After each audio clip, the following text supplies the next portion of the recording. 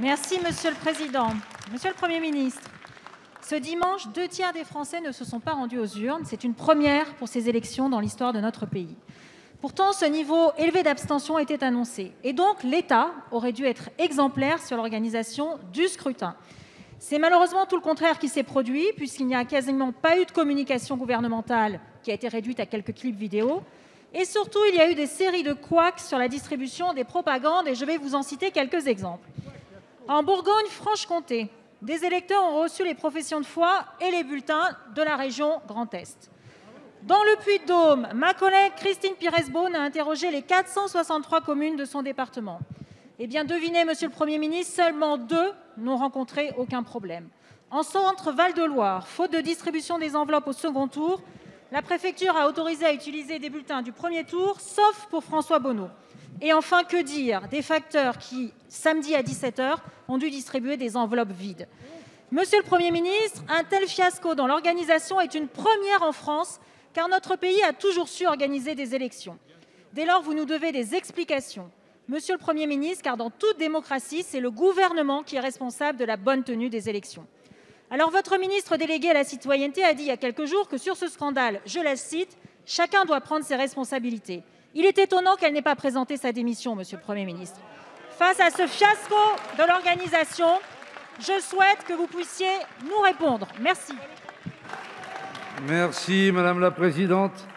La parole est à Monsieur le Premier ministre. Monsieur le Président, Mesdames et Messieurs les députés, Madame la Présidente Valérie Rabault, les élections régionales et départementales qui se sont tenues les 20 et 27 juin dernier ont effectivement été marquées par une abstention record. C'est un phénomène extrêmement inquiétant. C'est une défaite pour la démocratie qui nous interpelle, je l'ai déjà dit ici même mardi dernier, à toutes et à tous. S'il vous plaît, un peu. S'il vous plaît, chers collègues, un peu de silence. Nous avons ici même, Mesdames et Messieurs, et je réponds à la Présidente Rabault et à elle seule, nous avons ici même tenu, sur le fondement de l'article 50-1 de la Constitution, un débat pour savoir à quel moment cette élection devait être organisée et dans quelles conditions. Et à l'issue de ce vote très large, le gouvernement a appliqué les décisions qui ont été prises. Madame la Présidente, s'agissant de l'organisation de la communication, j'avais mis en place à la suite de ce débat, je le rappelle à tous les parlementaires, une commission présidée par M. Jean-Denis Combrexel, président de section honoraire au Conseil d'État, qui, après avoir consulté l'ensemble des groupes, a fait des préconisations que nous avons suivies à la lettre.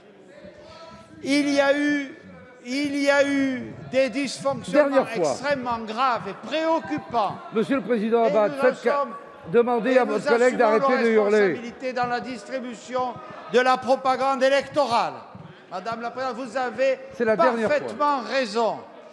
Le ministre de l'Intérieur aura l'occasion tout à l'heure, répondra à d'autres questions, de vous dire exactement la nature de ces dysfonctionnements et surtout les suites que nous entendons leur donner. Vous savez très bien qu'ils sont intervenus dans le cadre de l'application d'un marché public pris sur le fondement de la loi. Nous en tirons tous les enseignements. Je fais observer, Monsieur le Président, je fais observer aux députés que pour graves et inadmissibles qu'ils soient, ces dysfonctionnements ne sauraient expliquer le taux historique d'abstention. Et vous le savez bien, puisque nous avons constaté, et je vous invite à le faire, que le taux d'abstention, malheureusement, ne varie pas entre les départements où la propagande électorale a été distribuée normalement et ceux où il ne l'a pas été. Cela ne constitue évidemment, Madame la Présidente, aucune excuse. Mais je vous rappelle que nous devons agir donc sur les deux registres. Celui de ces dysfonctionnements dont nous tirons, Monsieur le ministre de l'Intérieur reviendra toutes les conséquences, et celui beaucoup plus large de l'abstention sur laquelle le président de l'Assemblée nationale a pris, vous le savez, une initiative qui reçoit le complet soutien du gouvernement pour qu'ensemble, nous étudions de façon apaisée et transpartisane toutes les causes de ce phénomène démocratique et sociétal.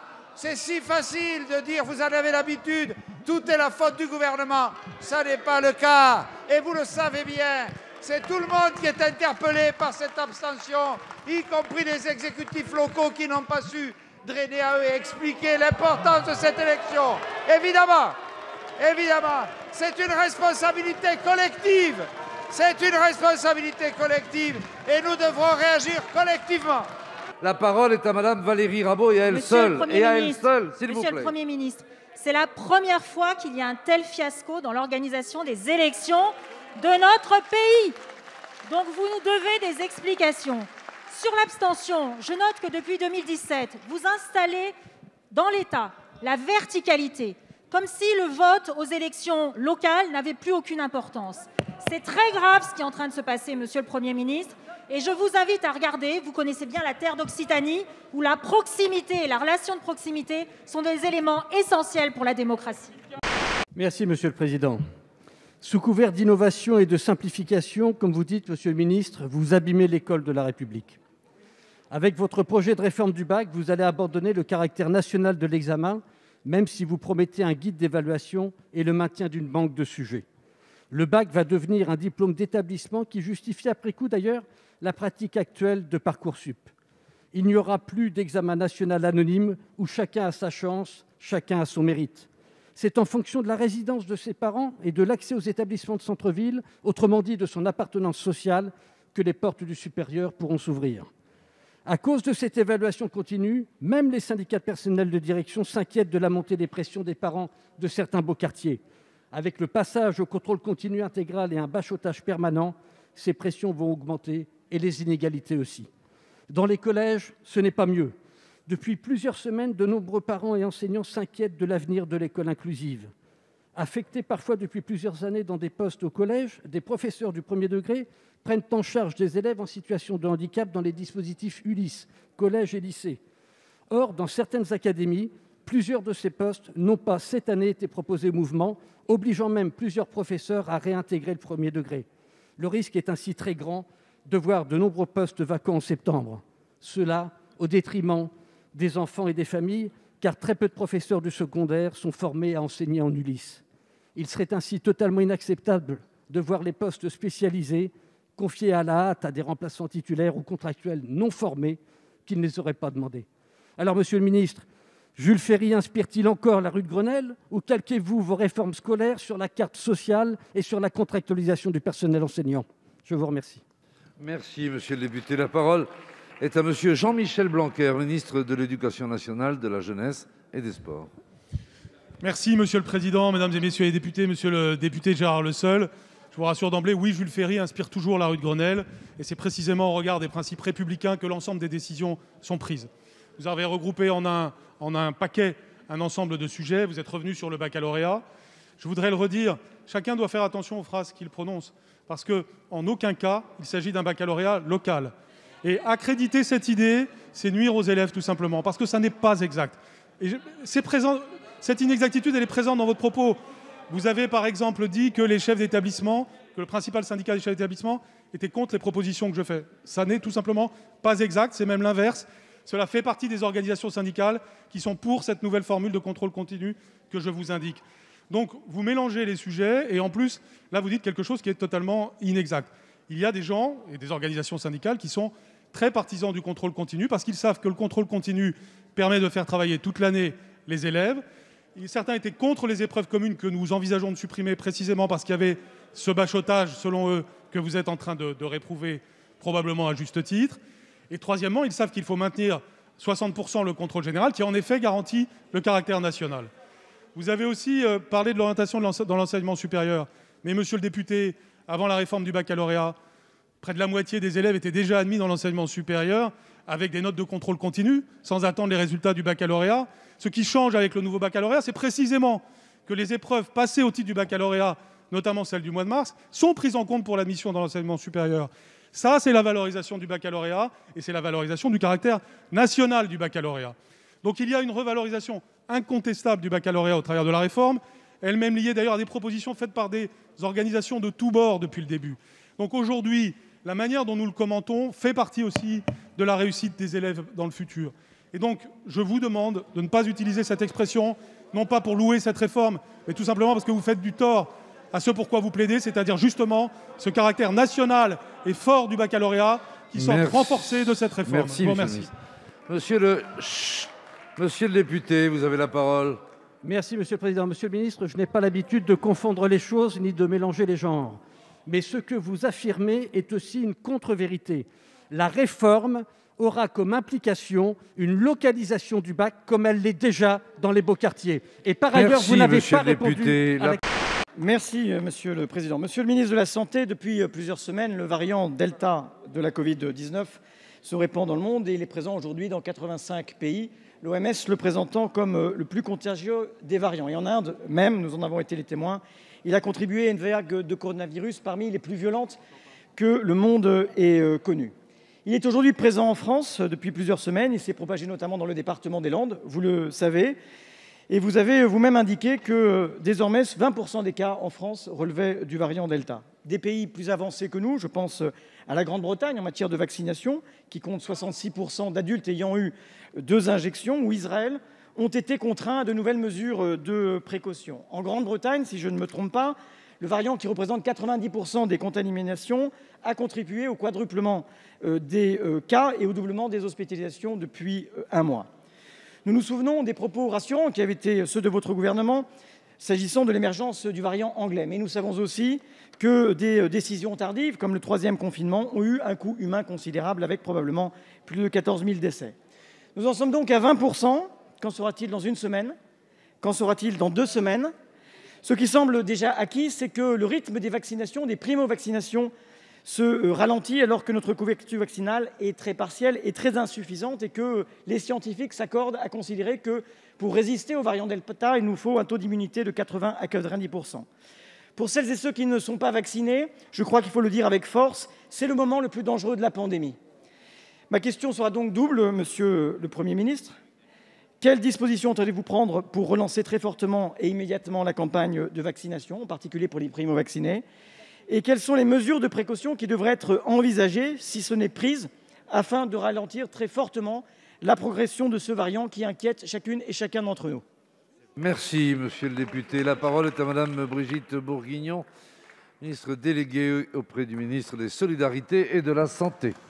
Merci, Monsieur le Président. Monsieur le député Boris Vallaud, permettez-moi d'abord de rappeler 2 points. La première, c'est que les Français ont tenu et que leurs efforts ont porté leurs fruits. Très concrètement, hier, moins d'1% des tests PCR étaient positifs et désormais, moins de 9 000 personnes sont hospitalisées pour le Covid. Néanmoins, c'est un schéma habituel. Les virus évoluent, mutent et la situation que nous connaissons aujourd'hui ne sera peut-être pas celle de demain. Nous nous adaptons. La progression rapide du variant dit Delta, devenu majoritaire dans quelques pays déjà, notamment en Grande-Bretagne, vous l'évoquez, doit nous rendre effectivement vigilants. Ce variant apparaît très contagieux. Nous devons anticiper, détecter, endiguer son apparition le plus rapidement possible. Nous sommes en particulier très vigilants à la situation du département des Landes. L'alerte est renforcée dans ce territoire en raison de la présence du variant Delta et la situation que l'on connaît dans l'EHPAD de Ponton-sur-Adour notamment, qui est particulièrement sensible. Le Premier ministre et le ministre de la Santé se sont rendus sur place pour annoncer des moyens de lutte. Il nous faut réagir sans attendre et nous le faisons en mobilisant tous les outils à notre disposition. Le taux d'incidence a déjà baissé de 10%. C'est le fruit d'une stratégie qui est celle de tester, alerter, protéger et de vacciner au maximum. Nous avons doublé les doses qui arrivent dans votre département et nous avons aussi mobilisé la Croix-Rouge et la Protection civile dans 18 communes plutôt que 9 précédemment. Donc vous le voyez, à l'approche de l'été, nous multiplions la stratégie. Pour sortir durablement de cette crise et faire face au Delta, il nous faut poursuivre et amplifier la vaccination comme nous le faisons. Je le répète, nos vaccins, tous nos vaccins, sont efficaces et très efficaces contre ce nouveau variant dès lors que la couverture est complète. Il nous faut donc maintenir ce rythme tout l'été et je salue tous les professionnels de santé qui sont mobilisés à cet effet. Vous le constatez, monsieur le député, nous sommes très mobilisés face à cette situation. Merci, madame la ministre. Monsieur le député. Merci Madame la Ministre. Simplement pour dire que le nombre des primo-vaccinés chute et que c'est là qu'il faut porter notre effort. Il ne s'agit pas seulement de doses, il s'agit de gens pour les recevoir. Monsieur le Président, Monsieur le Premier ministre, votre gouvernement et le Président de la République affrontaient une séquence calamiteuse marquée par un triple fiasco. Le fiasco de la propagande électorale, la commission d'enquête sénatoriale fera son travail. Le fiasco démocratique avec 20 points de participation en moins par rapport aux élections de 2015, c'est une alerte majeure dont nous devons collectivement tirer les conséquences. Le Président de la République, avec grande légèreté, donne comme simple explication, je cite, « Les gens n'avaient pas du tout la tête à cela ».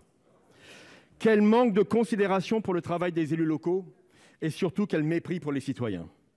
Enfin, c'est un fiasco électoral pour La République En Marche. Ce parti virtuel composé de cliqueurs, comme le qualifie le président Patriat, et donc pour le président de la République lui-même, qui était, malgré ses dénégations, la véritable tête de liste de ces élections. Je vous renvoie à son Tour de France ou au tiers de ses ministres qui a candidaté avec le résultat que l'on connaît. Conséquence de la verticalité du pouvoir que vous avez installé depuis 2017, ce n'est pas seulement les élections territoriales que les Français ont boudées, mais surtout votre politique et l'action personnelle du chef de l'État. Alors, Monsieur le Premier ministre, pour tirer les conséquences de ce triple fiasco, et plutôt que de relancer une réforme des retraites injuste et totalement décalée en cette période, je vous fais une proposition qui d'ailleurs aurait le mérite de satisfaire un engagement présidentiel, une parole donnée en 2017. Débattez avec le Parlement en convoquant dès juillet le Congrès sur le fondement de l'article 18 de la Constitution. Nous sommes les représentants de la nation. Nous avons des choses à vous dire sur l'état de la France et sur votre bilan. Pour vous répondre, la parole est à Monsieur le Premier ministre. Monsieur le Président, Mesdames et Messieurs les sénateurs, Monsieur le Président Patrick Kanner, si vous pensez que c'est la convocation du Congrès qui aurait pu drainer davantage de votes à ces élections, je vous laisse la responsabilité de cette appréciation. Il est quand même curieux, c'est d'ailleurs pas la première fois que je l'entends, qu'on nous reproche d'avoir voulu nationaliser cette élection, ce qui n'a pas été le cas. Je le dis de la façon la plus claire, c'était une élection locale, une élection, pardonnez-moi, ce n'est pas parce que nous n'avons pas souhaité nationaliser cette élection que nous considérons, que le gouvernement de la République considère qu'il s'agit d'élections secondaires. C'était des élections extrêmement importantes pour la démocratie locale, Monsieur le Président. Et je suis, comme vous, extrêmement préoccupé par l'abstention massive qui a caractérisé ce scrutin. On va tout de suite, puisque vous l'avez fait, je suis votre raisonnement, traiter la question des graves dysfonctionnements qui ont caractérisé l'acheminement des plis et de la propagande électorale, sur lesquels le ministre de l'Intérieur s'est exprimé, ici même mardi dernier, encore hier à l'Assemblée nationale. Vous êtes, pardonnez-moi, vous avez, Monsieur le Président, le Sénat a créé une commission d'enquête. Nous répondrons à toutes ces questions. Évidemment, l'objectif est que ceci ne se reproduise pas. Il y a ici beaucoup d'anciens chefs d'exécutifs qui ont géré le Code des marchés publics, qui connaissent parfaitement les responsabilités des personnes responsables du marché et des titulaires de ces marchés. Et c'est un dispositif législatif, voté ici même, que nous avons appliqué et qu'il faudra, le ministre de l'Intérieur l'a dit, Président Kanner, sans doute faire évoluer. Encore plus grave est effectivement la question de l'abstention. Et j'ai dit, et je répète, certainement pas pour nous dédouaner, que c'est une interpellation collective. On peut se renvoyer la balle, on peut faire ça. Je crains que ça n'alimente encore davantage le désintérêt de nos concitoyens. Je vous le dis comme je le pense. Bon, nous en prenons toute notre part. L'Assemblée nationale, ou vous considérez que ce sont des sujets extrêmement préoccupants, comme moi, bon, et à ce moment-là, on peut en faire des sujets de politique politicienne et d'interpellation permanente. Ça ne va pas faire avancer le public, je vous le dis. Donc l'Assemblée nationale, le président de l'Assemblée nationale a pris une initiative. Je sais, Monsieur le Président, que le Sénat avait déjà donné des contributions sur ces sujets.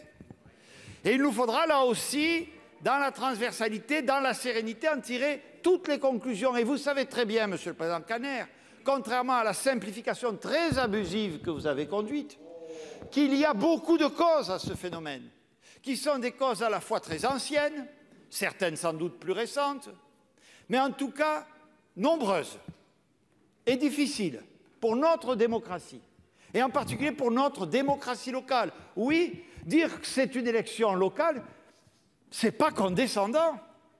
Ce n'est pas condescendant dans notre bouche. Les résultats ont été ce qu'ils ont été. Nous en prenons acte.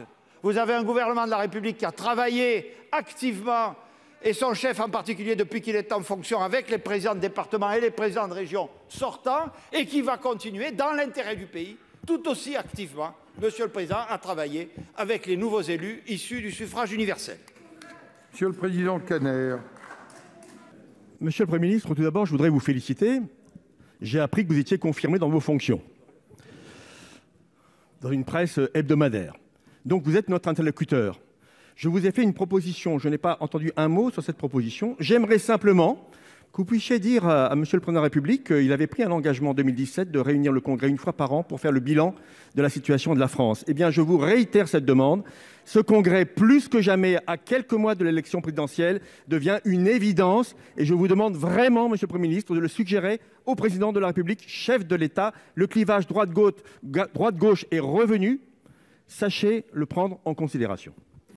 Monsieur le Président, Monsieur le Ministre, mes chers collègues, cette Assemblée a adopté hier le projet de loi climat. Notre groupe politique a voté contre ce projet en l'état, considérant qu'il n'était pas à la hauteur de l'enjeu climatique. Nous savons tous ici que les forêts, en tant que puits de carbone, sont l'un des leviers de la transition écologique et de la réduction de nos gaz à effet de serre. Cela implique une politique forestière ambitieuse, rationnelle et durable. Pourtant, depuis des années, l'instrument national qui a la charge d'assurer cette gestion et cet entretien, l'ONF, ne bénéficie pas de l'attention suffisante des pouvoirs publics. Il est en déficit structurel, sans véritable modèle économique permettant de lui assurer stabilité et développement. Le nouveau cadre contractuel avec l'État est en discussion. Toutefois, comme nous l'avons évoqué lors du débat sur la loi climat, ce que nous en savons nous inquiète particulièrement. Projet de filialisation, réduction des personnels alors que l'ONF a déjà perdu 40% de ses effectifs en 20 ans. Cette situation suscite une très forte inquiétude des personnels de l'ONF qui ne voient pas comment ils pourront demain faire plus avec moins de moyens. Et enfin, le recours systématique et grandissant aux collectivités territoriales pour contribuer à son budget. Sur ce dernier point, le projet d'augmentation de la contribution des communes s'élève à près de 30 millions d'euros pour les budgets de 2023 à 2025. Nos communes forestières s'insurgent contre cette nouvelle ponction dont nous savons par ailleurs qu'elle ne suffira pas à recréer l'équilibre et la stabilité durable de l'ONF. Monsieur le ministre, comment envisagez-vous de travailler sincèrement à un plan de renforcement des moyens de l'ONF afin de permettre de relever véritablement le défi du réchauffement climatique en veillant particulièrement au personnel de l'ONF et sans grever encore davantage le budget des communes? Pour vous répondre, la parole est au ministre de l'Agriculture. Monsieur Denormandie, vous avez la parole. Merci beaucoup, Monsieur le Président. Mesdames et Messieurs les sénateurs, Madame la sénatrice Florence Blatrix-Contat, l'ONF est un office absolument indispensable et très précieux. Et d'abord, je voudrais commencer mes propos pour dire à quel point le gouvernement soutient l'ONF et soutient l'ensemble de celles et ceux qui y travaillent. L'ONF fait face aujourd'hui à un certain nombre de défis. D'abord, un défi structurel de l'ensemble de nos forêts, qui est le défi du changement climatique. On le vit tous avec, par exemple, la crise des scolytes. Mais l'ONF fait face aussi à un autre défi, qui est un défi financier. On le sait. D'ailleurs, vous l'avez dit dans votre question. Aujourd'hui, l'Office est endetté à hauteur de 450 millions d'euros. Alors, qu'est-ce qu'on fait?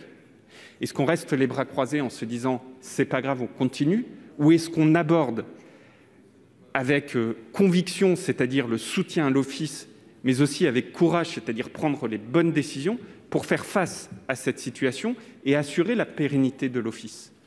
Face à de telles situations, c'est forcément des décisions difficiles qui sont à prendre. Et la position de ce gouvernement a été de dire que d'abord, il faut que l'État s'engage. Et l'État s'engage concrètement et va s'engager encore plus concrètement d'un point de vue financier, en renforçant le financement, par exemple, des missions d'intérêt général à hauteur de 12 millions d'euros en 2021, de 22 millions d'euros jusqu'à 22 millions d'euros en 2024, en renforçant la subvention d'équilibre, plus 60 millions d'euros, avec le plan de relance, plus 30 millions d'euros dès 2021 sur le plan de relance. Deuxième élément, il faut également qu'on puisse faire des efforts au sein de l'ONF, c'est-à-dire continuer cette trajectoire d'équilibre en termes des dépenses de fonctionnement et en termes des ETP, avec un objectif aujourd'hui pour l'année prochaine de 95 ETP, ce qui est d'ailleurs largement inférieur aux années précédentes. Et enfin, avec les communes, je vois que je n'ai plus de temps, mais votre collègue me pose une question juste après et je vous détaillerai également ce point-là. Merci. Madame Blatrix-Contat, vous avez quelques secondes. Nous sommes persuadés qu'il faudra donner davantage de moyens à l'ONF pour mener sa mission de service public et ne pas grever encore davantage nos communes, qui l'ont déjà été beaucoup ces dernières années. Merci, Monsieur le Président. Madame la Ministre, ma question porte sur la politique vaccinale à l'égard de nos compatriotes établis hors de France. Les Français de l'étranger sont, depuis le début de la campagne vaccinale, incités par votre gouvernement à se faire vacciner dans leur pays de résidence. Selon les pays, les vaccins diffèrent et tous ne sont pas reconnus par la France. Ainsi, un Français vacciné par le Sinovac ou le Spoutnik sera considéré comme non vacciné s'il souhaite rentrer en France. Il sera alors soumis à un auto-isolement ou à une quarantaine surveillée. Pourtant, une partie significative de ces vaccins sont obtenus par l'initiative COVAX, ayant pour finalité de distribuer des vaccins dans les pays ne disposant pas de la capacité d'en acquérir. La France finance et fait la promotion de cette initiative, tout en ne reconnaissant pas les effets, car COVAX recourt à des vaccins reconnus par l'OMS, mais pas nécessairement reconnus par l'Agence européenne du médicament. De surcroît, celles et ceux qui auraient été vaccinés à l'étranger avec un vaccin reconnu par la France peuvent voir leur certificat de vaccination étranger reconnu au niveau des frontières pour entrer en France, mais celui-ci ne pourra pas pour autant permettre l'accès aux événements soumis au pass sanitaire. Il faudra passer un test PCR ou antigénique, l'avoir négatif, pour pouvoir y rentrer. Rien ne justifie cela. Soit l'attestation vaccinale étrangère avec un vaccin reconnu en France est valable, soit elle ne l'est pas.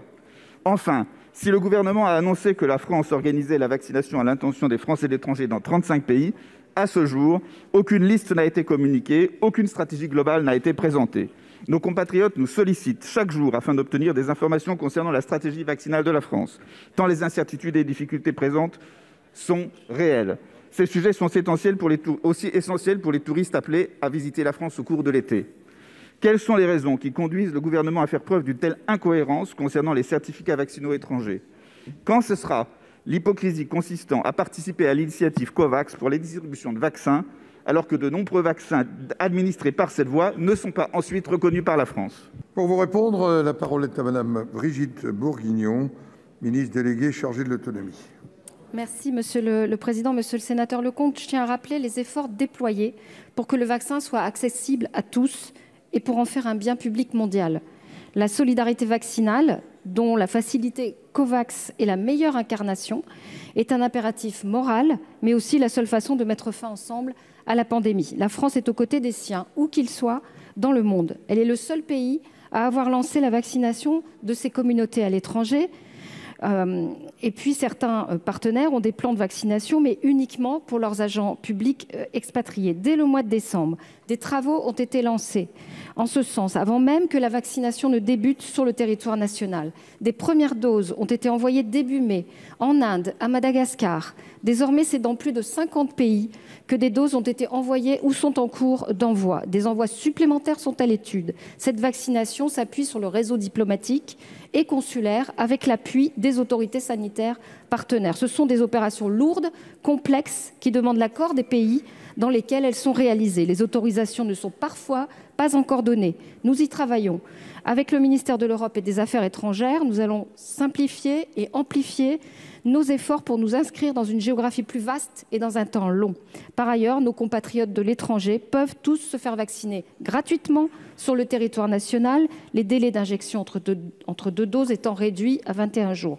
Pour ceux qui reviennent d'un pays en liste rouge soumis à une quarantaine administrative et non à un isolement, il leur est possible de sortir quelques heures par jour pour des motifs essentiels dont la vaccination fait partie.